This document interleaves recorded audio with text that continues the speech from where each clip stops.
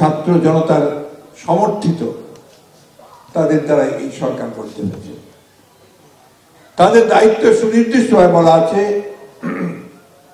তারা কি interim government, অর্থাৎ একটা নির্বাচনের মাধ্যমে সরকার পরিবর্তনের পর্যন্ত তারা এই দায়িত্ব পালন করবে। এবং ছাত্র জনতাই তাদের উপরে সেই দায়িত্ব অর্পণ করেছে যে তারা কতগুলো মৌলিক বিষয়ে যে সমস্যাগুলো আছে সেই সমস্যাগুলোকে দূর করে সংস্কার সাধন করে একটা উপযুক্ত সুষ্ঠু নির্বাচনের পরিবেশ তৈরি করে দেবেন।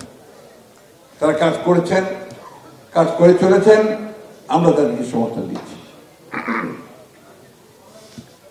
কিন্তু একই সঙ্গে এই কথা খুব স্পষ্ট করে আমরা বলতে চাই যে বাংলাদেশের মানুষের মূল যে আকাঙ্ক্ষা, সেই আকাঙ্ক্ষা হচ্ছে একটা গণতান্ত্রিক রাষ্ট্রের, একটা গণতান্ত্রিক সমাজের সেই আকাঙ্ক্ষাটাকে বাস্তবায়িত করতে আমাদের যে সমস্ত সমস্যাগুলো সৃষ্টি হচ্ছে সেগুলোকে দূর করতে হবে। তার বেশি কিছু করতে গেলে সময় যত বেশি যাবে তত বেশি সমস্যা তৈরি হবে।